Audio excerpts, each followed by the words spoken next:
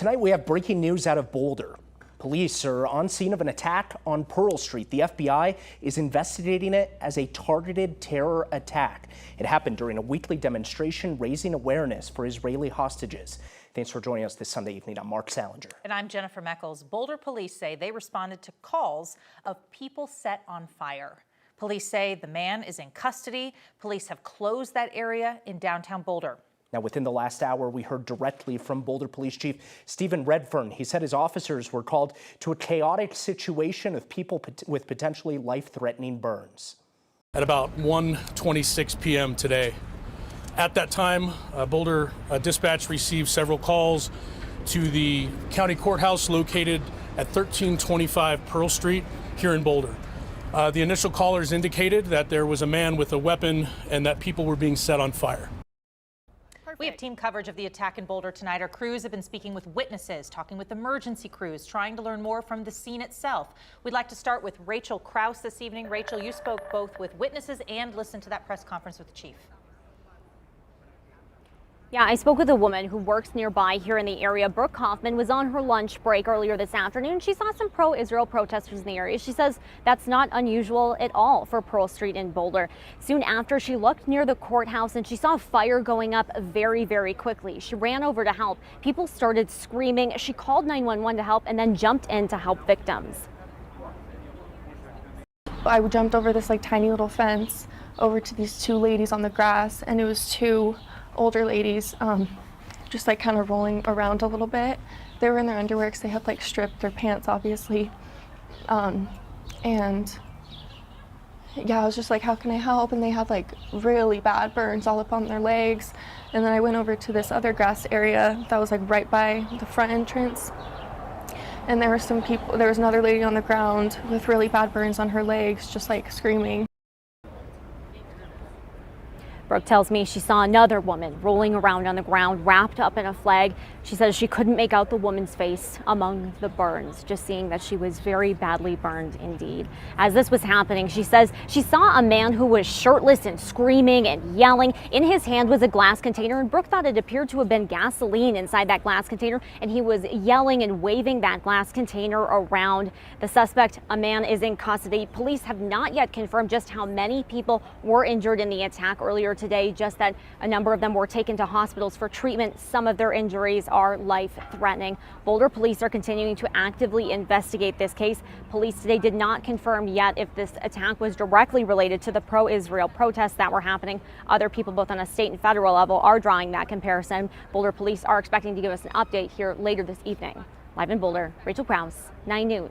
Do know at this point that UC Health has confirmed that at least 2 people have been taken to the hospital. We're told at least 5 people have been burned in that situation. Rachel Krause, we appreciate it. Thank you. Also tonight, our Angeline McCall joins our team coverage. Angeline, tell us where you're located and what you're seeing at this hour as far as parts of downtown Boulder that have been evacuated. We're at 14th and Pine, and on several sides of me there is a perimeter blocked off with police tape, and also several blocks back, 4 blocks all the way to Pearl Street where the mall area is. And so police have been really actively investigating this. We've had people walking through the sidewalks, crowds out here because businesses have been evacuated along with other shops and other types of places in this area, in this perimeter. And so to the left of me, you can see that there are people there and they're waiting to be let back into their businesses. Some were in restaurants, for instance, and they were told they had to leave while they were cooking in the kitchen, just going about their day. We did have a police officer we saw go up to people saying that they were going to expand the perimeter because it was not safe. And we did hear also the police chief talking about this, that this is not a safe area to be in. So they do have a significant portion of this area all blocked off. We also did have a police officer come up to us. Now, just want to say that this is unverified, but saying that one of the reasons why they did expand the perimeter is because they continue to find explosive devices. This is not confirmed information, just something that a police officer was relaying to people to give them the information if they would like to leave or further extend their distance from this area.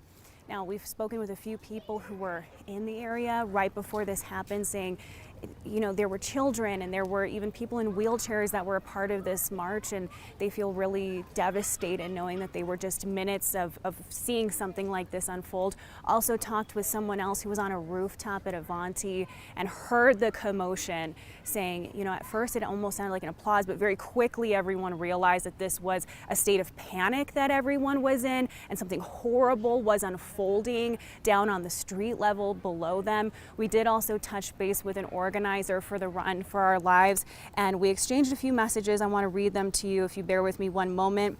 She wanted to relay that she believes that this is a blatant act of anti-Semitism. We have been a humanitarian, peaceful walk solely in solidarity with the hostages and have walked every week since Thanksgiving 2023, adding that this cannot be tolerated and needs to be called out for what it is, which is anti-Semitism. And so, of course, they're also processing this news, the organizers and those within the Jewish community as well. Jenny, Mark.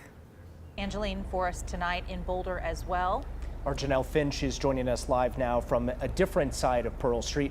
And Janelle, really the entirety or much of the heart of downtown Boulder on Pearl Street is now closed off with a massive police presence in the area. Yeah, absolutely. We're at 15th and Pearl, and on a Sunday afternoon, this place would be overpopulated with people going to restaurants and going to shops. Those people are now replaced with police officers. There is, like you said, a really large police presence, dozens of cop cars with police officers, SWAT, a few canines. We saw a drone go up. I'm going to step to the side and show you what Spruce Street looks like. This street is completely blocked off from 16th all the way to Broadway, all the way to the Boulder County Courthouse, where Boulder police have identified the scene. Just as you can see, there's just a large presence still here. Lots of the road is blocked off. People are allowed to come get their cars, but truly Boulder police is trying to keep this completely open to just investigators, as like we said, that this still remains an active scene. So not a lot of people really in this area except for those investigators, but truly lots of police. We don't know when this space is going to reopen. As you may have heard, excuse me, I'm so sorry, excuse me.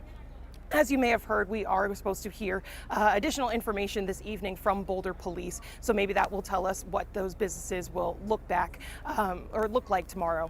But until then, live in Boulder, Janelle Finch, 9 News. Thank you, Janelle. It is so bizarre, Mark, to see all this police activity at the same time. Some normal business still happening in what is a very busy part of Boulder. Those two things happening side by side. This attack happening at around 1:30 this afternoon in the middle of a beautiful Sunday with a lot of people out on the heart of Pearl Street right there in downtown Boulder. Now we have people from all over reacting to this news right now. Everybody from the director of the FBI, Kash Patel, to the governor of Colorado, Jared Polis. We want to read you what he says right now. He's put out a statement earlier about an hour ago or so saying, I am deeply closely monitoring the situation in Boulder, and my thoughts go out to the people who have been injured and impacted by this heinous act of terror. Hate-filled acts of any kind are unacceptable. While details emerge, the state works with local and federal law enforcement to support this investigation. It's important to note that the FBI director is calling this an act of terror of targeted violence, while the Boulder police chief has not gone so far. We want to show you Congressman Joe Neguse, who represents that area of Boulder, his statement right now. He says, we are closely monitoring and are in contact with local law enforcement regarding the horrific attack on Pearl Street Mall, praying hard for the victims. Certainly hearing as well from the Jewish community tonight. This statement coming from Boulder's Jewish Community Center, the JCC.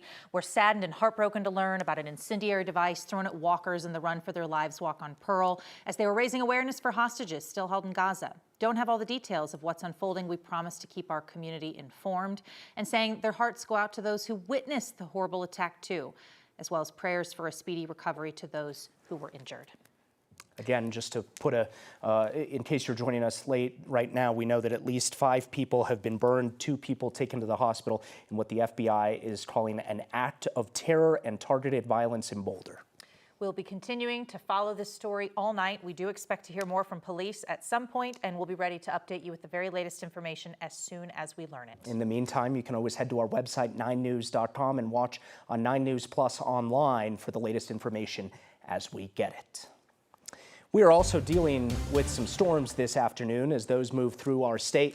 Want to get over to meteorologist Corey Repenhagen, who's been tracking that. Hey, Corey. Hey, and yeah, we had a very big thunderstorm just narrowly miss Boulder while a lot of that was going down. It did come through the core part of the Denver metro. We got a very heavy dose of rain right here in downtown, even some pea-sized hail being reported in parts of the downtown Denver area. If you look at this storm on the radar, you can see it kind of went right down 6th Avenue and is still making its way through the east side of the city. There is a severe thunderstorm warning on this for potential large hail up to 1 inch in diameter, about the size of a quarter, and 60-mile-per-hour wind gusts. The biggest section of this cell right now is moving right towards Denver International Airport, so we're likely going to hear about some issues, delays, and possible issues out there by Denver International Airport as this storm moves through. Haven't seen any hail reports,